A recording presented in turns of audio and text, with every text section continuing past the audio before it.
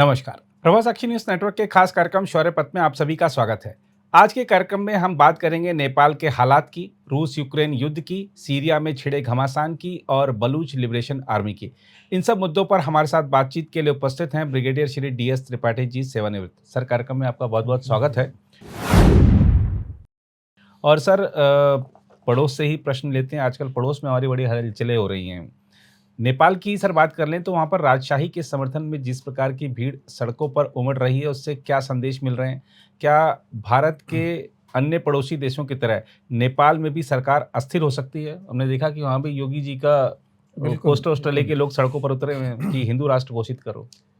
नीरज जी, देखिए, तकरीबन तकरीबन क्या 17 साल पहले जी मई 2008 जी उस समय था कि नेपाल, जो कि दुनिया का एकमात्र हिंदू राष्ट्र था, जी वो जो है उसको भंग करके और वहाँ के जो कुछ लोग थे, कुछ पार्टियां थीं जो कई साल तक राजशाही को समाप्त करने की कोशिश में थे, जी उन्होंने उसको हटा करके और एक अपना सो कॉल्ड सेकुलर उन्होंने देश स्थापित किया 2008 में। जी और देखिए 2008 से लेकर के कुछ पार्टी, उस प्रचंड कुमार दहल थे, बाकी लोग थे, इसमें उन्होंने अपना कॉन्स्टिट्यूशन बनाना था। और उससे पहले राजशाही में भी कुछ गलतियां हुई थी। जी किंग यही थे ज्ञानेंद्र शाह, जी जो उन्होंने अपने कुछ लोगों को मारा, फिर वो बन गए थे, अपने आप को किंग घोषित किया था, मोनार्क या शाह घोषित किया था। जी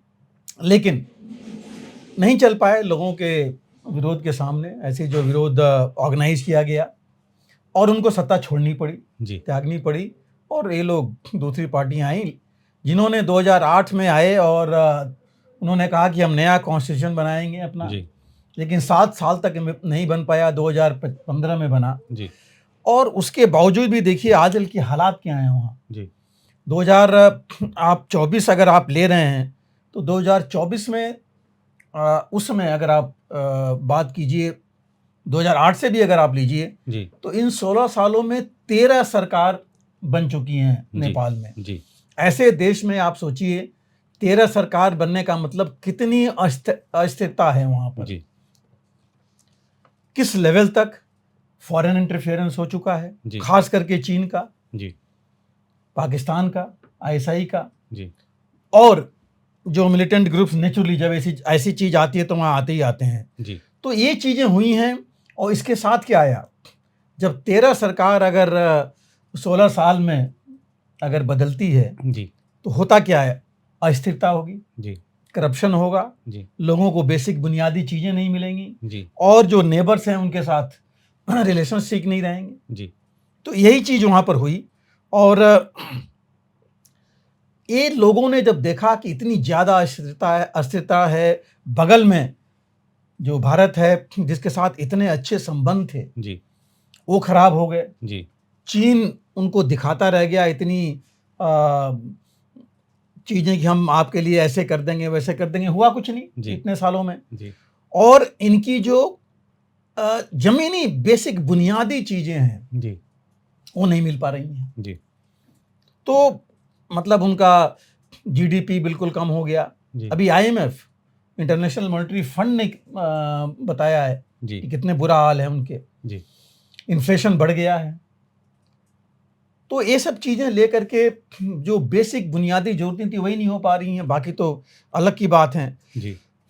अब अभी जो है, जो पहले, अच्छा दूसरी चीज देखिए, पहले लोग राजशाही को या जो मोनार्क या किंग था उसको एक तरह से देवता मान के चलते थे। ऐसा नहीं कि सिर्फ राजा मान के चल रहे हैं, देवता मान के चलते थे। और वो भी वो चीज दिखाता था उनके लिए काम करता था।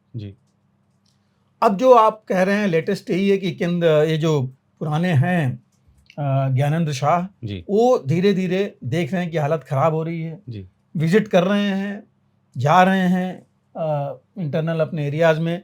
और वो जो अभी पहुंचे कुछ जगहों पर, और जब एयरपोर्ट आए तो हजारों की तादाद में लोगों ने उनको बोला बल्कि कि राजा वापस आइए और देश को बचाइए। ये सब चीज़ें लेकर के लोग बोल रहे हैं, उनको जी, समर्थन दे रहे हैं। और मेरे ख्याल से ज्ञानेंद्र शाह भी शायद पूरे देश में भ्रमण कर रहे हैं जी, देखने के लिए कि लोगों की नब्ज टटोल रहे हैं जी, कि क्या हालत है, कैसे हैं। जी, और बहुत ज़्यादा इनस्टेबिलिटी है, लोगों के पास नौकरियां नहीं हैं।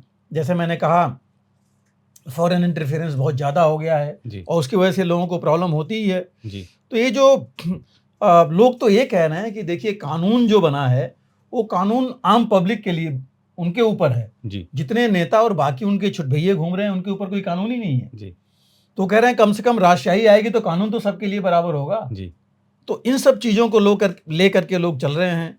और अब जैसे लोग इतने ज़्यादा फेडअप हैं ये देख करके कि वही 15-16 साल में देखिए 13 सरकार, मतलब सब अपने अपने लिए कर रहे हैं, जी, अपने अपने स्वार्थ को लेकर के चल रहे हैं। और जो लोग वो है कि मतलब कुछ इंटरव्यूज आए हैं कि जो लोग पहले विरोध में थे जी, 2008 में, जो राजशाही का खात्मा चाहते थे, वो भी अब वापस आए कि हमने गलतियां की जी, और हम दोबारा राजशाही वापस चाहते हैं। जी, तो ये हालत वहाँ पर आ रही है। और लोगों ने देखिए देखा है कि बाहर क्या हालत है, जी, चाहे चीन का इन्वॉल्वमेंट है, आप देखिए पाकिस्तान का क्या हाल है, जी, बांग्लादेश का क्या हाल है, म्यांमार का क्या हाल है। जी, और यही जब भारत के साथ है तो सारे शांति से आराम से थे। जी, तो ये जो है इनफैक्ट 2023 में कुछ लोग इकट्ठे हुए थे जो यही मांग कर रहे थे जी, कि राजशाही फिर वापस आनी चाहिए। जी, हालांकि पुलिस ने उनको तितर बितर किया था काठमांडू में। तो ये जो अभी संडे की बात है, जी, रविवार को जो ये चीज़ हुई, और इसीलिए लोग जो है चाहते हैं कि ये राजशाही वापस आए। जी, और अगर ये मूवमेंट होता रहा तो दिन दूर नहीं है कि ये मुमकिन हो जाएगा और लोगों की ज़िंदगी जो अभी बिल्कुल बदतर हो चुकी है वो धीरे धीरे ऊपर जाएगी। जी, और जो लोग चाहते हैं, अगर लोग चाहते हैं तो ये संभव हो सकता है, जी, क्योंकि जिस हालत में करप्शन और बाकी चीज़ों से लेके लोग बिल्कुल ही फेडअप हो गए हैं अभी वहाँ पर।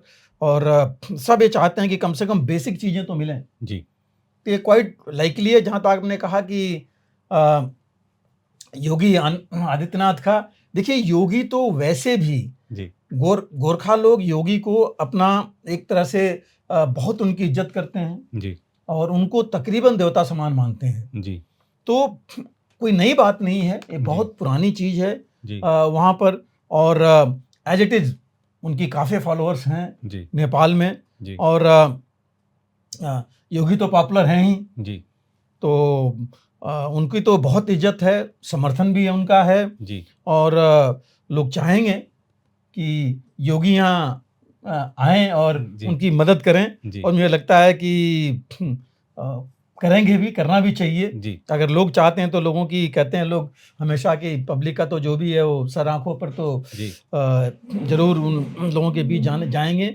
लेकिन ज़रूरी है मेरे हिसाब से भी कि देखिए जो हालत हुई है नेपाल की, बद से बदतर हो गई है, जी, उसको उठाने के लिए कुछ ना कुछ प्रयोग करने पड़ेंगे। और अगर यही एक प्रयोग है राजशाही वाला, जी, हो सकता है कि ये उनकी ज़िंदगी में बदलाव लाए जी। और नेपाल और आगे बढ़ेगा और भारत से संबंध भी मजबूत होंगे।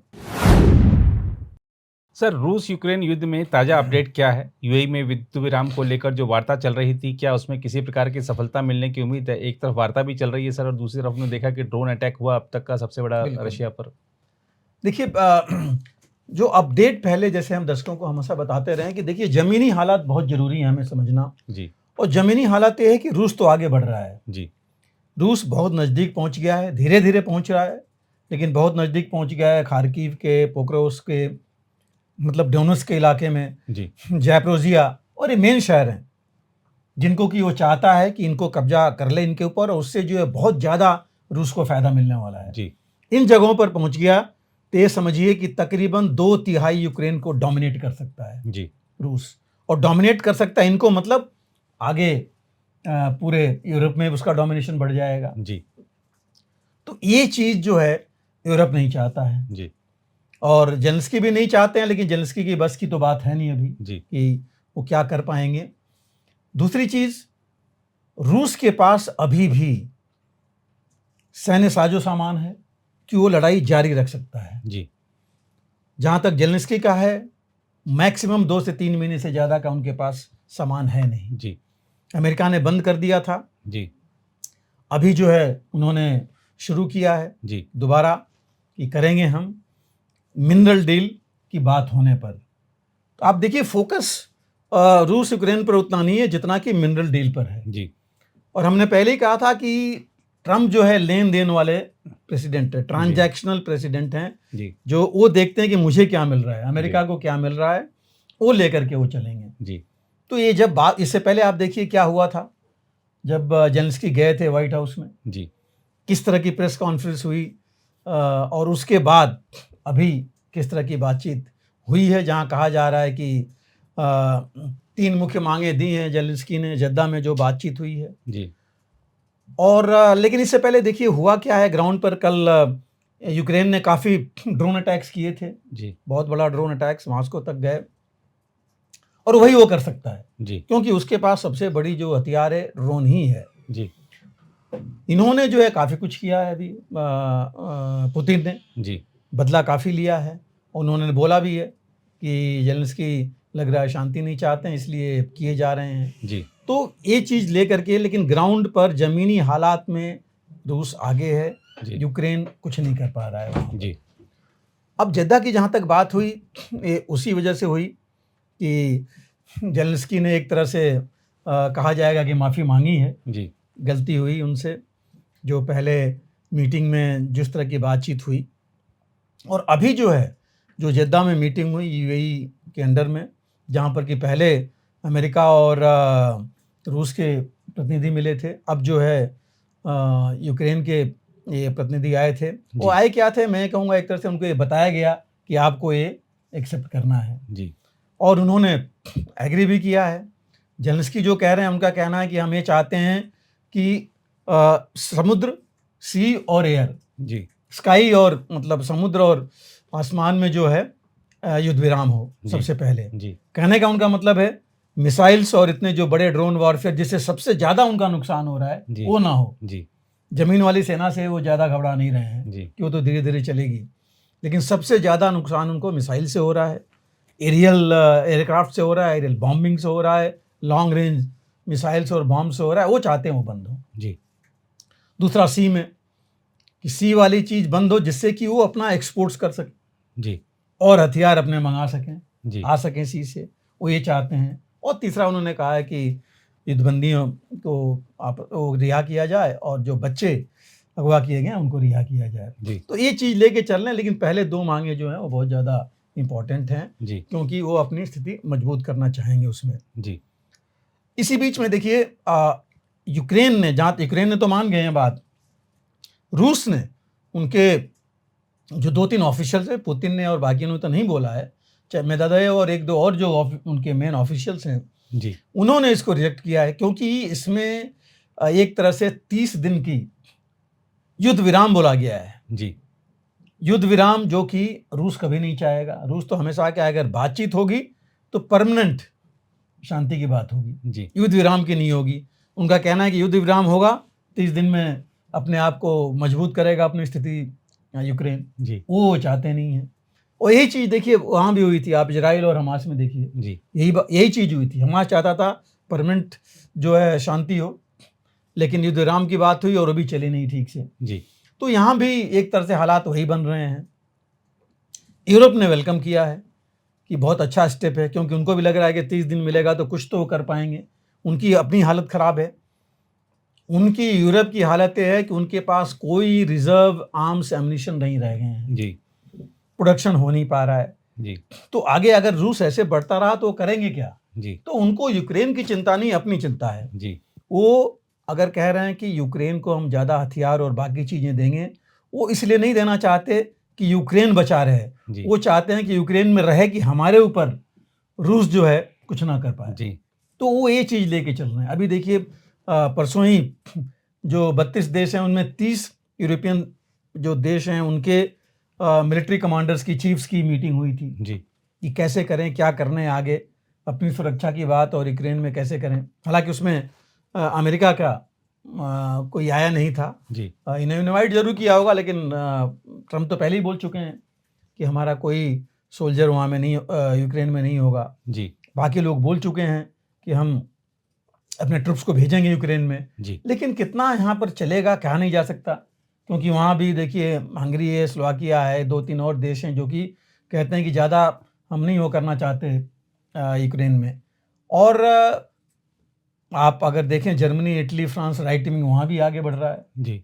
कुछ प्रो रशा हैं, तो कितना चलेगा इनकी बातचीत, कितना आगे बढ़ेगी, ये अभी मुझे डाउटफुल लग रहा है जी। क्योंकि जब तक रूस पूरी तरह एग्री नहीं करता जी, तो ये कोई समाधान इसमें आ नहीं पाएगा जी। बहुत करेंगे ट्रम्प, रूस के खिलाफ संधि लगाएंगे, सैंक्शन लगाएंगे, बाकी काम करेंगे, लेकिन उससे बहुत ज़्यादा फर्क रूस को नहीं पड़ना है। दूसरी चीज़, ट्रम्प को चाहिए मिनरल और रेयर अर्थ जी, वो उनकी ज़रूरत की चीज़ है। और देखिए उसको भी लेने में, इंफ्रास्ट्रक्चर बनाने में 4 से 5 साल उनको लग जाएंगे जी। तो उनका मेन इशू उस पर है जी, कि पहले मैं देख लूं कि वहाँ कितना है, क्या है, कितना फ़ायदा होगा, तब जो है बात आगे की बातें करें जी। पुतिन चाहते हैं कि जो मेन एरिया, जो जहाँ तक ये पहुँच गए हैं 10, 15, 20 किलोमीटर और अगर कब्जा कर लेते हैं तो 1/3 ये रेयर अर्थ और मिनरल्स का इलाका उनके पास होगा जी। तो वो काफ़ी मजबूत होंगे जी। तो ये चीज़ें लेके चल रहे हैं। हालांकि देखिए इनका अभी जो ट्रम्प के जो इन्वॉय हैं यूक्रेन और रूस के, वो जा रहे हैं और कहा यह जा रहा है कि हो सकता है कि परसों फ्राइडे, शुक्रवार तक इनकी आपस में बात भी हो जाए जी, ट्रम्प और पुतिन की, अगर ग्राउंड बन जाता है। लेकिन किन पॉइंट्स पर पुतिन एग्री करेंगे, उन्होंने पहले 11 पॉइंट दिए हुए हैं जी, क्या उन पर वो पीछे हटेंगे? मुझे नहीं लगता कि पीछे हटेंगे। हाँ, जेलेंस्की के ऊपर दबाव तो पड़ ही गया है, कहते हैं ना कैरेट और स्टिक की, वो दोनों चीज़ें अमेरिका लेके उनके ऊपर चल रहा है, तो उनकी मजबूरी है जी कि वो और कुछ कर नहीं सकते। जेलेंस्की को दोबारा मीडिया में डर दिखा दिया गया कि तुम्हारे अपोनेंट से बात हो रही है, तुमको हटा देंगे, तो उनको और ज़्यादा वो लगा जी, तो और बात मानने के लिए तैयार हो गए जी। तो ये पॉलिसी कब तक चलेगी मुझे लगता नहीं है, क्योंकि देखिए यूरोप भी इन्वॉल्व नहीं हुआ। पहले रशिया से बात हुई, जहाँ कहा गया कि यूक्रेन इन्वॉल्व नहीं है, यूक्रेन से बात हुई, अभी भी यूरोप से डायरेक्ट बात हुई नहीं है जी। तो ये जब तक कि जितने स्टेक होल्डर से आपस में नहीं मिलेंगे, नहीं बैठ के बात करेंगे, तब तक इतना जल्दी आगे ये नहीं बढ़ने वाला है। रूस का क्या रुख रहता है अगले 2-3 दिन में पता लग जाएगा जी। लेकिन जहाँ तक मैं समझता हूँ कि रूस जल्दी नहीं चाहेगा कि जो कुछ कब्जा किया है वो छोड़ दे जी। अभी भी देखिए जो कर्स्क के इलाके में जहाँ की यूक्रेन गया हुआ था, वहाँ काफ़ी तबाही मचा दी है जी। रूस ने तकरीबन 70,000 इनके सैनिक मारे गए उस इलाके में जी। 70% से ज़्यादा एरिया कैप्चर कर लिया है, थोड़ा बहुत ही रह गया है उसमें। तो वहाँ नहीं लगता कि इनको बहुत कुछ बार्गेनिंग हो पाएगी या कुछ मिल पाएगा जी। तो रूस अपना एम लेके चलता रहेगा, अटैक उसने जारी रखे हैं और उसको एरियल से फ़र्क नहीं पड़ने वाला। रूस को कितने भी ड्रोन्स आ जाएं, वो अब ज़मीनी हालात पर ज़्यादा ध्यान दे रहा है कि कितना कब्जा कर ले आगे की तरफ। तो अगले 2-3 दिन बताएंगे क्या है। हाँ, शांति अगर हो जाए तो बहुत अच्छी बात है कि इतनी जो तबाही हो रही है वो नहीं होगी, लेकिन मुझे भी लगता है कि ये टेम्परेरी जो पीस होगी, युद्ध विराम होगा कुछ दिन के लिए, 30 दिन के लिए, उससे फ़र्क नहीं पड़ पाएगा जब तक कि पूरा जो है शांति प्रक्रिया शुरू हो, पूरी शांति स्थापित हो और पूर्ण विराम हो युद्ध पर। सर, सीरिया में ताज़ा संघर्ष में 1000 से ज़्यादा लोगों की मौत हो गई है। आखिर इस संघर्ष का कारण क्या था और अब सीरिया की नई सरकार और कुर्दों के बीच जो समझौता हुआ है, क्या उससे शांति कायम हो पाएगी? देखिए नीरज जी, आपको याद होगा कि पिछले साल नवंबर में जो आसाद गवर्नमेंट थी वहाँ पर जी, आसाद राष्ट्रपति थे और उनके परिवार का, उनके जो पिता थे, कुल मिला करके उन्होंने 50 साल तकरीबन जी राज किया और सब कुछ चलता रहा। लेकिन 2011 के आसपास बहुत ज़्यादा इंस्टेबिलिटी आ गई जी। ISIS का वहाँ आधिपत्य आने लगा जी। कुछ रूस का समर्थन मिल गया आसाद को, कुछ जो है कुर्दिश रिबेल्स, उन्होंने अपनी सेना बना ली जी। तुर्की ने कुछ को समर्थन किया जी, एक सीरियन जो डेमोक्रेटिक आर्मी है उसको, अमेरिका ने सीरियल डिफेंस फोर्सेस को समर्थन किया। तो कई ग्रुप से थे और वो अपने अपने इलाके में काबिज होने लगे। और 2015 आते आते 15-16 तक या 18 तक रादर जो गवर्नमेंट है सीरिया के, आसाद का कब्जा सिर्फ 2/3 पर रह गया, 1/3 रिबल्स के कब्जे में था जी। और उसके बाद वो अपना कब्जा बढ़ाते रहे और अगले 5-6 सालों में वो नज़दीक पहुंच गए बिल्कुल कैपिटल के। और यही हुआ कि पिछले साल उन्होंने कब्जा कर लिया और जो आसाद थे वो भाग के चले गए रूस में और अभी वहीं पर हैं वो। अभी जो है देखिए, इन्होंने जो रेबल्स थे HTS जिन्होंने कब्जा किया था, उन्होंने अपनी गवर्नमेंट बनाई।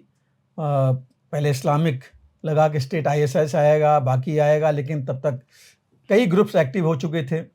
इजराइल ने अपना कुछ इलाकों पर कब्जा दिखाया, इजराइल आगे तक पहुंच गया वहाँ पर, और गोलान हाइट्स और बाकी इलाकों में। उसके बाद तुर्की ने अपना समर्थन जारी किया कि उसका भी इलाका वहाँ पर है जी। अमेरिका, उसको लगा कि हमारा जो है यहाँ पर ख़त्म हो जाएगा जी। तो ये चीज़ें चलती रही और फाइनली जो इंस्टेबिलिटी रही वहाँ पर, लड़ाई रहती रही। सीरिया आसाद समर्थक भी सड़कों पर आ गए जी। और इनके HTS और उनके बीच में लड़ाई शुरू हो गई। अभी जो लेटेस्ट है उसमें अमेरिका की मध्यस्थता की से जो कुर्दिश डिफेंस फोर्सेज हैं, जिसको कि वो सपोर्ट कर रहा था अमेरिका जी, उनके बीच में, और अभी जो सीरिया की गवर्नमेंट है उनके बीच में SDF जो इनकी आर्मी है और इनके गवर्नमेंट है उनके बीच में समझौता हुआ है, जिसमें कुर्दिश डिफेंस फोर्सेस को मिला लिया जाएगा सीरिया के आर्मी में। लेकिन देखिए, देखने की बात है कि जो कुर्दिश डिफेंस फोर्सेज हैं वो तुर्की उनके अगेंस्ट है जी।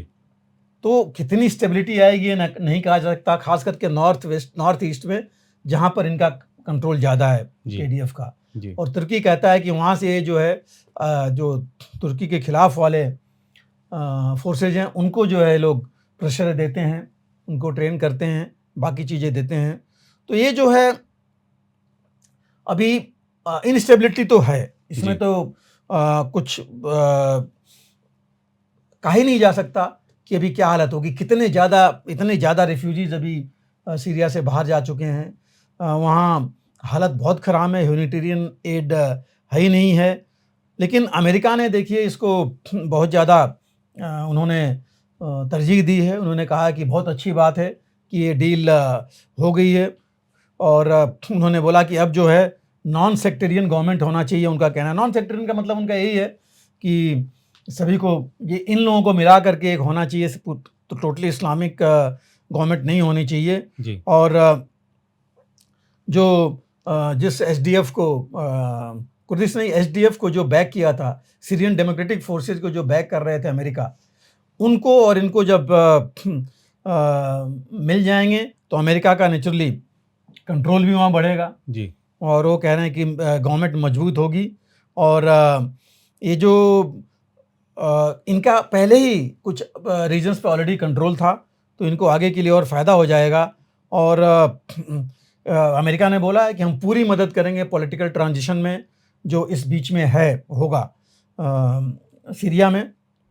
लेकिन देखिए, अगर अमेरिका भी करेगा तो पता है आपको कि अपने इंटरेस्ट के लिए करेगा जी। तो वहाँ अमेरिका का इंटरेस्ट है, इजराइल का इंटरेस्ट है, ये तुर्की का इंटरेस्ट है जी। और इससे पहले रूस और ईरान जी। इनका भी इंटरेस्ट है। जी। तो मुझे नहीं लगता कि इतनी जल्दी यहाँ पर कुछ ये आ जाएगी। और इन्होंने बेसिकली नॉर्थ ईस्टर्न सीरिया जो कि इनके कब्जे से बाहर था उसको लेने के लिए इन्होंने ये संधि की है, ये समझौता किया है। और वहाँ पर जो है एयरपोर्ट और जो ऑयल फील्ड्स वगैरह हैं सब इनके कंट्रोल से बाहर थी, वो इन्होंने कोशिश की है कि इनके अंडर आ जाएं, तभी इनसे फ़ायदा होगा। और लेकिन कहा यह जा रहा है कि ये बहुत बड़ी डेवलपमेंट है वहाँ पर और इससे जो गवर्नमेंट अभी है उसको काफ़ी फ़ायदा होगा। और जो इतनी वायलेंस हुई है पिछले हफ्ते में, जिसकी आप कह रहे थे कि हजारों लोग मारे गए हैं जी, उस पर शायद कुछ रोक लगेगी। सर ये बलूच लिबरेशन आर्मी क्या है और ये क्यों पाकिस्तान के सुरक्षा बलों से भिड़ रही है, और खासतौर पे जो ट्रेन हाईजैक की घटना हुई है पाकिस्तान में, उससे पूरी दुनिया चौकन्नी है क्योंकि एक नए तरह का खतरा उभर कर आया है।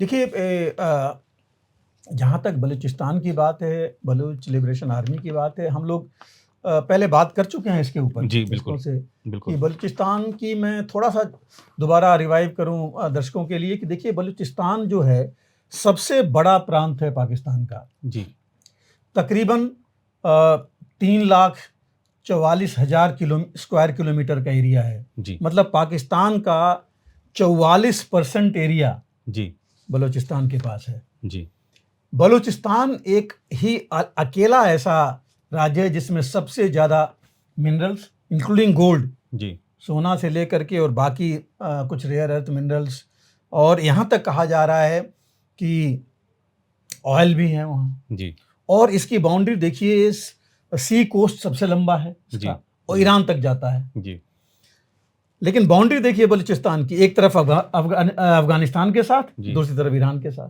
जी बाकी तो सिंध पंजाब इनका है। जी तो ये इलाका जो है सबसे बड़ा इलाका, जिसके पास इतने ज़्यादा मिनरल्स हैं, जी सबसे ज़्यादा नेग्लेक्टेड है। जी यहाँ पर जो है कोई डेवलपमेंट नहीं हुआ। जी सरकार जो है, पाकिस्तान की सरकार हमेशा इसको नकारती रही है। जी और चीन को ले आकर के जो CPEC कॉरिडोर है, चाइना पाकिस्तान इकोनॉमिक कॉरिडोर, इधर से ही जा रहा है जी। तो इसका विरोध शुरू से बलूच करते आ रहे हैं। जी। पहली चीज कि भाई हमारा कोई डेवलपमेंट नहीं है जी। सब कुछ हमारे यहाँ से जा रहा है, सबसे बड़े हमारे देश हैं यहाँ, हम प्रांत हैं जी। इतने मिनरल्स हर एक चीज है, लेकिन हमारा कुछ नहीं हो रहा है और ये चीनी ऊपर से हमारे ऊपर आ रहे हैं। तो ये चीज बहुत सालों से चल रही है और इनके साथ इतने जुल्म किए गए जी कि जिस तरह से बांग्लादेश पर हुआ तकरीबन उसी तरह समझिए। जी। रेप, मर्डर, इतने ज्यादा लोग वहां से उन्होंने अपहरण किया, इनकी आर्मी ने। जी। रिकॉर्डेड 5,000 से ज्यादा हैं। 107 तो अभी सिर्फ जनवरी के कह जा रहे हैं, जनवरी फरवरी में। जी। लोगों को सामने, बच्चों को उनके मार करके उनकी लाशें उनके सामने देना। जी। तो ये काफ़ी चीज़ें ऐसी हैं जो कि वहाँ हुई हैं और ये नाराज़गी बढ़ती जा रही है। जी। बलूच तो यहाँ तक कहते हैं कि वो तो अलग होना चाहते हैं जी। और अब ये चीज़ आ गई है उनके अंदर। आप देखिए, उन्होंने ऑर्गेनाइज कर लिया है अपने आप को। जी। 2000 तकरीबन जो इनका पहले तो छिटफुट थे, लेकिन एक ग्रुप्स जो है मिल गए हैं। जी। 2018 से उन्होंने एक मजीद ब्रिगेड बनाई हुई है जो कि उनके जो सुसाइड बॉम्बर्स हैं उनकी ब्रिगेड है जी। बहुत ट्रेंड ब्रिगेड है वो, और काफ़ी अच्छी ट्रेनिंग है। उनका वीडियो जारी किया उन्होंने अभी, कैसे ट्रेनिंग करते हैं इस ब्रिगेड की और किस तरह वो एक्शन करते हैं जी। और इसी ब्रिगेड ने इस ट्रेन पर कब्जा किया है जी। अब ये जो ट्रेन की बात हो रही है, देखिए जो जफार एक्सप्रेस है जी, क्वेटा से चलती है, पंजाब तक प्रोविंस में जाती है। क्वेटा आपको पता है यहीं बलूचिस्तान में है, जहाँ बहुत बड़ा मिलिट्री हेडक्वार्टर है इनका, कोर हेडक्वार्टर्स है पाकिस्तान का। और ये तकरीबन 9 डिब्बों की ट्रेन थी जिसमें 500 के आसपास लोग थे। लेकिन सबसे बड़ी चीज़ है कि इसमें मैक्सिमम ज़्यादा लोग जो हैं वो फौज के थे, जो होते हैं, जो आते जाते हैं इससे। जी। मैक्सिमम लोग जो है रोड से नहीं जाते, उनको पता है रोड पर कई बड़ी आसानी से टारगेट हो सकते हैं जी। जैसे बसों को और बाकियों को इन्होंने किया था, जिसमें चीन के लोग भी CPEC कॉरिडोर वाले जा रहे थे जी। तो लोग ट्रेन से जाते हैं, इसमें सिक्योरिटी भी रहती है जी। लेकिन ये पहला अटैक नहीं है। देखिए 2018 में भी जहाँ ये अभी हुआ है उससे थोड़ा आगे जी एक ब्लास्ट हुआ था जी। लेकिन वो मेरे ख्याल से टाइम ब्लास्ट था, ट्रेन के पहुंचने से 200 मीटर पहले ही वो ब्लास्ट हो गया, तो वहाँ काफ़ी डैमेज हुआ होता जी। 2024 में क्वेटा के रेलवे स्टेशन पर ब्लास्ट हुआ था जिसमें तकरीबन 26 लोग मारे गए थे जी। इसके अलावा बलूचिस्तान में कई पुलिस स्टेशन पर, आर्मी कैंप पर हम देखते रहे कि BLA नुकसान पहुंचाता रहा है जी। तो ये जो है वहाँ के हालात हैं और हालात वास्तव में बहुत ख़राब हैं जी वहाँ पर। औरतों बच्चों का पता नहीं लगता जी, बड़ों का पता नहीं लगता कौन कहाँ है। लेकिन अब ये बलूच संगठित हो गए हैं जी, और इनको मदद जरूर ये ले रहे होंगे, क्योंकि आपको ईरान और पाकिस्तान का पता ही है जी, इनका, अफगानिस्तान का पता ही है जी, टीटीपी और बाकी जो दूसरी तरफ हैं। तो पाकिस्तान को चाहिए था कि मिल बैठ के बात करें, लेकिन पाकिस्तान शुरू से ही दमनकारी नीति अपनाए हुए है इनके खिलाफ, जो कि उसने बांग्लादेश के साथ किया था जी। और अभी देखिए जो अभी हुआ है, इतना बड़ा दुनिया में कहीं हुआ नहीं था जी। जो इन्होंने इतनी ट्रेन को, पूरी की पूरी ट्रेन हाईजैक कर ली है, लेकिन उन्होंने औरतों और बच्चों को छोड़ दिया है जी। जो ये क्लेम कर रही है पाकिस्तान आर्मी कि हमने छुड़ाया है जी। ये जो ग्रुप्स हैं उन्होंने खुद ही बोला है कि हमने औरतों बच्चों को छोड़ दिया है जी। बाकी उनका कहना है कि 30 उन्होंने मारे हैं, इनके जो पाकिस्तान आर्मी के हैं जी। उन्होंने यह भी कहा है कि कई तकरीबन 180 जी लोगों को प्रिजनर बना के रखे हुए हैं जी अपने पास जी। और इन्होंने अपनी डिमांड दी है, जिसमें इन्होंने कहा है कि जो पॉलिटिकल प्रिजनर है वो छोड़े जाएं जी। जो ये गायब हैं लोग, उनको जो है वापस किया जाए, सीपीईसी कॉरिडोर बंद किया जाए जी। और यहाँ डेवलपमेंटल वर्क हो जी। तो ये चीज़ें ले करके इन्होंने डिमांड दी है 48 घंटे में देने की, लेकिन बातचीत तो नहीं हो रही है। पाकिस्तान सेना जरूर अपनी कार्रवाई कर रही है, उनका कहना है कि उन्होंने 16 रिबल्स को मारा है जी। बट सवाल है कि तकरीबन 48 घंटे होने जा रहे हैं जी, और कुछ भी कार्रवाई नहीं हो पाई है छुड़ाने की, ना कुछ करने की जी। और देखिए यही नहीं, एक अगर आप देखेंगे साइट पर तो जगह ऐसी है जी कि वहाँ पर एक तो टनल्स हैं, माउंटेन्स हैं, रिवराइन एरिया है, तो इतना आसान नहीं है कि ये ऑब्जर्वेशन डायरेक्ट कर लें जी। एरियल ऑब्जर्वेशन बड़ा मुश्किल है जी। ग्राउंड ऑब्जर्वेशन में इनको मदद मिलेगी नहीं ज़्यादा जी। तो हालात बहुत मुश्किल हैं और अभी देखा जाए तो पाकिस्तान के कंट्रोल से बाहर हैं जी। तो इनको सबसे बड़ी चीज़ तो यही है कि इनको बातचीत का रास्ता अपनाना चाहिए, और जो इनकी मांगे हैं, बातें हैं, जो वाजिब हैं, ज़रूरी हैं, उनको सुन करके उनका इन्होंने निराकरण करना चाहिए।